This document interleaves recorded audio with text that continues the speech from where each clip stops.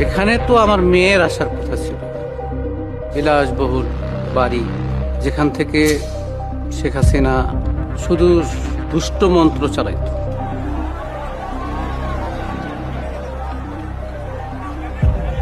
নাফিসার পড়াশোনা শেষ করার পরে ওর স্বপ্ন ছিল ও ডাক্তার হবে, বাইরে যাবে, বিদেশে যাবে।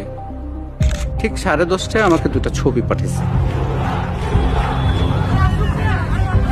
চাইতেছি এর মধ্যে পুলিশ টিয়ার শেল মারে, আমি শুনতেছি মোবাইলে সবকিছু। আমি তাকে বারংবার চেষ্টা করছি যে তুমি বাবা বাসায় যাও। ও বলছে যে আব্বু আমি কিন্তু বাসায় যাব না, এখনকার যে পরিস্থিতি, এই যে আন্দোলন করলাম এটার সুফল না পাওয়া পর্যন্ত বাড়িতে যাব না। 15 মিনিট আবার পর ফোন দিল আমাকে যে আব্বু তুমি টিভি দেখো।